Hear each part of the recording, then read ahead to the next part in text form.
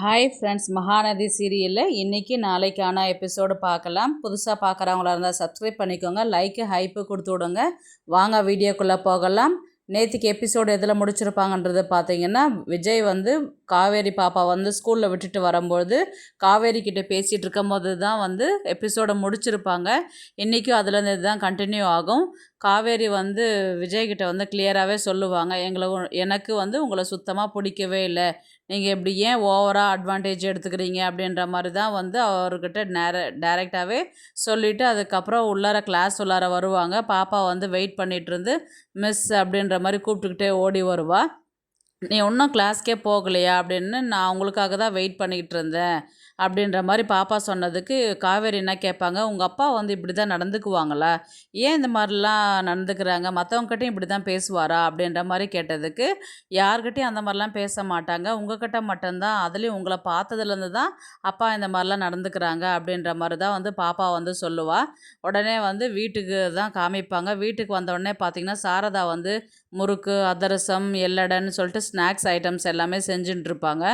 என்னம்மா தீபாவளி கூட ஒரு பலகாரம் 2 பலகாரம் தான் செய்வேன், இன்றைக்கி என்ன இவ்வளோ உட்காந்து செஞ்சுட்டுருக்குற அப்படின்ற மாதிரி கேட்டதுக்கு சாரதா என்ன சொல்லுவாங்கன்னா, உனக்கு பிடிச்சது எடுத்து சாப்பிட்றி அப்படின்ற மாதிரி சொல்லுவாங்க. அதுக்கு உடனே அவங்க என்ன சொல்லுவாங்கன்னா, எதுக்குமா இவ்வளோ செய்கிற அப்படின்னு சொல்லி கேட்டதுக்கு, நம்ம அந்த பாப்பாவை பார்க்க வீட்டுக்கு போகிறோம் இல்லையா, அதனால் ஸ்நாக்ஸ் கொஞ்சம் செஞ்சு கொண்டு போய் கொடுத்தாக்கா சாப்பிடுவா, வெளியில் கண்டதை வாங்கி கொடுக்கறதுக்கு நம்ம வீட்டிலே என் கையால் செஞ்சு கொண்டு போய் கொடுத்தா அவள் நல்லா சாப்பிடுவா, ஆல்ரெடி என் சமையல் நல்லா இருக்குன்னு சொல்லியிருக்கிறாள், அதனால ஸ்நாக்ஸ் செஞ்சுட்டுருக்கிறேன் அப்படின்ற மாதிரி தான் சொல்லுவாங்க.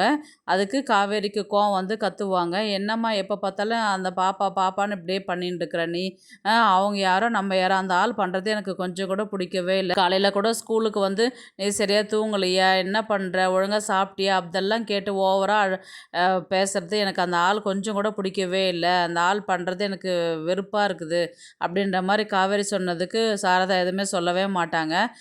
சரி சாயங்காலமாக போகும்போது இதெல்லாம் எடுத்து வச்சுட்டு போகலாம் அப்படின்ற மாதிரி சாரதா சொல்லுவாங்க. இவங்க காவேரி, நான் வரமாட்டேன், நீ வேணால் போய்க்கோ அப்படின்ற மாதிரி தான், நீயும் போகக்கூடாது அப்படின்ற மாதிரி தான் சொல்லுவாங்க. அதுக்கப்புறம் இவங்க காவேரி பேசின்னு இருக்கும் போதே ஸ்நாக்ஸ் எல்லாம் பேக் பண்ண ஆரம்பிச்சிருவாங்க. நான் இவ்வளோ சொல்கிறேன், நீ என்னென்னு கேட்காம ஸ்நாக்ஸை பேக் பண்ண ஆரம்பிச்சிட்டியா. உடனே விஜய் வீட்டை தான் காமிப்பாங்க. விஜய் பார்த்தீங்கன்னா, இன்றைக்கி சமையல் வேலை செய்கிற அந்த செல்வி அக்கா கிட்ட இன்றைக்கி நீங்கள் எதுவும் சமைக்கவே கூடாது, நான் மட்டும் தான் சமைப்பேன் நான்.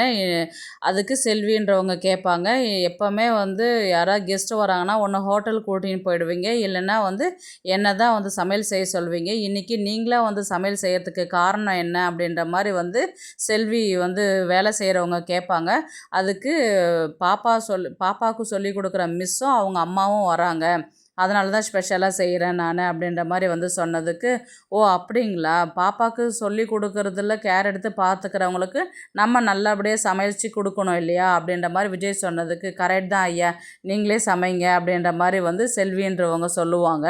அதுக்கப்புறம் சாரதா என்ன சொல்லுவாங்கன்னா, ஏன் நான் உங்களுக்காக தான் இருக்கிறேன், நீங்கள் தான் உலகன்னு வாழ்ந்துட்டு இருந்தேன், உங்கள் 3 பேர் சந்தோஷத்துக்காக தான் நான் இருக்கிறேன், இப்போ எனக்கு சின்ன சந்தோஷம் அந்த பாப்பா வருது, அவகிட்ட நான் இருக்கிறதுனால எனக்கு சந்தோஷமாக இருக்குது, இப்போ என் சந்தோஷம் உனக்கு முக்கியம் இல்லை, அன்னையிலேருந்து இன்னைக்கு வரலையும் உங்களுக்காக தான் நான் இருந்தேன் நான், இப்போயாவது எனக்காக ஒரு சந்தோஷம்னும் போது அதை நீ செய்ய மாட்டியா அப்படின்ற மாதிரி சும்மா அழற மாதிரி பண்ணுவாங்க.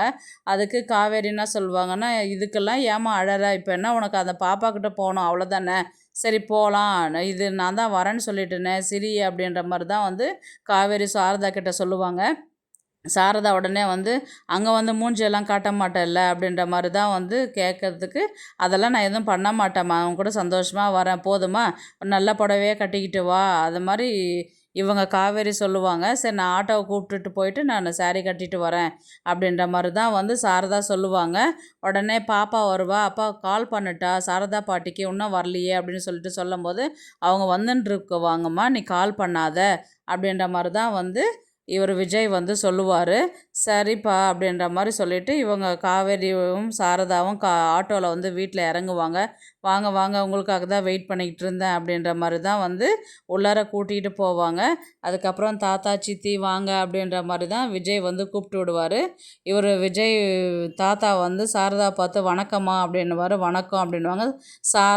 ராதாவும் வந்து சாரதா கிட்ட வணக்கம் அப்படின்னுவாங்க.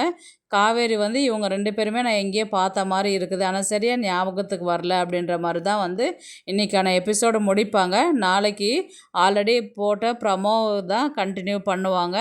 இவங்க வந்து பேசுவாங்க. இவருக்கு வந்து அன்பரசுக்கு வந்து காவேரியும் சாரதாவும் வர்றது கொஞ்சம் கூட பிடிக்கவே இல்லைன்றது தெரியுது இல்லைங்களா? அதனால் இவங்க வந்து அன்பரசு வந்து அதிகமாக எதுவும் பேச மாட்டார். விஜயோடைய தாத்தா தான் வந்து எப்படி இருக்கிறீங்க, என்ன பண்ணுறீங்க அப்படின்ற மாதிரி தான் வந்து கேட்பாங்க. பாப்பா ஸ்கூலில் படிக்கிறா, எப்படி படிக்கிறா அப்படின்ற மாதிரி தான் வந்து தாத்தா வந்து காவேரி கிட்ட விசாரிப்பாங்க. நல்லா படிக்கிறா அப்படின்ற மாதிரி காவேரி சொல்லுவாங்க. அதுக்கப்புறம் வந்து அன்பரசையும் பார்த்ததுக்கப்புறம் இவரை எங்கேயோ பார்த்த மாதிரி இருக்குது அப்படின்ற மாதிரி காவேரி மனசுக்குள்ளே நினைப்பாங்க. அப்படி இல்லைன்னா வெளியில் வந்து கேட்குற மாதிரி கொண்டு போவாங்க கதையை.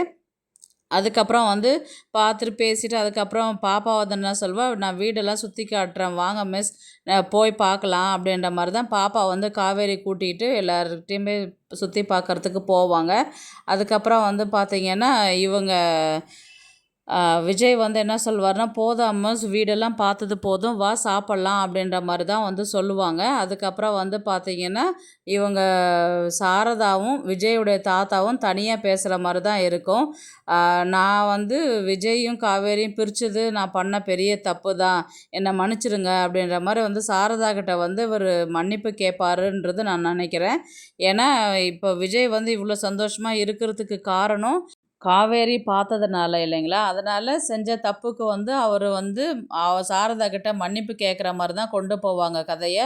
சாரதாவும் அதனால் ஒன்றும் பிரச்சனை இல்லை, நீங்கள் எப்படி இருக்கிறீங்க, அவங்க எப்படி இறந்தாங்க, அவங்க ஒய்ஃபு அப்படின்ற மாதிரி தான் வந்து இவங்க சாரதா கேட்பாங்க. உடம்பு முடியாமல் இருந்தால் என்ன உங்களுக்கு செஞ்ச பாவன்றதுனால தான் அவங்க என்னை விட்டு சீக்கிரமாக போய் சேர்ந்துட்டா அப்படின்ற மாதிரி தான் வந்து விஜயுடைய தாத்தா வந்து சாரதா கிட்ட பேசுகிற மாதிரி தான் கொண்டு போவாங்க. இவங்க 2 பேரும் பேசுகிறத வந்து காவேரி பார்க்குற மாதிரியும் கொண்டு போவாங்க. இல்லைன்னா இவங்க 2 பேரும் பேசிட்டு வர மாதிரி தான் வந்து சொல்லுவாங்க.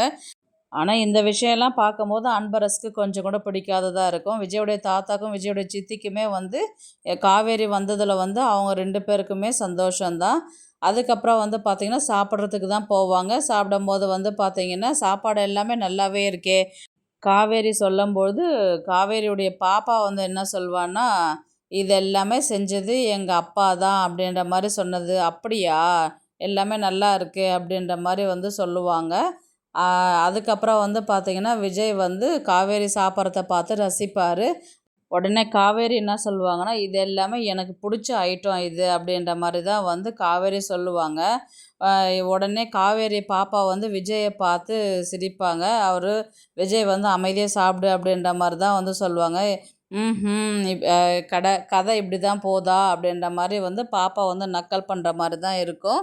டின்னர்லாம் சாப்பிட்டு முடிச்சதுக்கப்புறம் வந்து பார்த்திங்கன்னா டைம் ஆகிடுச்சி, இப்போ ஏன் போகிறீங்க, இன்றைக்கி நைட் இங்கேயே தங்கிட்டு நாளைக்கு போங்களேன் அப்படின்ற மாதிரி தான் வந்து விஜய் வந்து சொல்லுவார். காவேரி வந்து ஐயோ அதெல்லாம் வேண்டாம் நாங்கள் கிளம்புறோம் அப்படின்ற மாதிரி வந்து சொல்லும்போது சாரதா வந்து இருடி போய் என்ன பண்ண போகிறேன், நீ நானே தான் அங்கே இருப்போகிறேன், இன்றைக்கி இங்கே பாப்பாலாம் இருக்கிறால பாப்பா கூடவே நம்ம படுத்துக்கலாம் அப்படின்ற மாதிரி வந்து சாரதா வந்து சொல்லுவாங்க. காவேரி வந்து ஒரு கொஷின் மார்க்கோட என்னம்மா சொல்லிட்டு நீ பார்த்துட்டு வரேன்னு தானம்மா சொன்னேன், இங்கே வந்து தங்குறேன்னு என்கிட்ட சொன்னியே நீ அப்படின்ற மாதிரி தான் வந்து காவேரி வந்து சாரதா பார்த்து கேட்குற மாதிரி இருக்கும். அப்படியே எபிசோடை வந்து முடிப்பாங்க. பார்க்கலாம் கதையை வந்து எப்படி எடுத்துகிட்டு போகிறாங்கன்றது. இந்த வீடியோ உங்களுக்கு பிடிச்சிருந்தா ப்ளீஸ் லைக் பண்ணுங்கள், ஷேர் பண்ணுங்கள், சப்ஸ்கிரைப் பண்ணுங்கள். தேங்க்ஸ் ஃபார் வாட்சிங். இந்த வீடியோ உங்களுக்கு பிடிச்சிருந்தா ஒரு லைக் போடுங்க, நம்ம சேனலை சப்ஸ்கிரைப் பண்ணுங்க.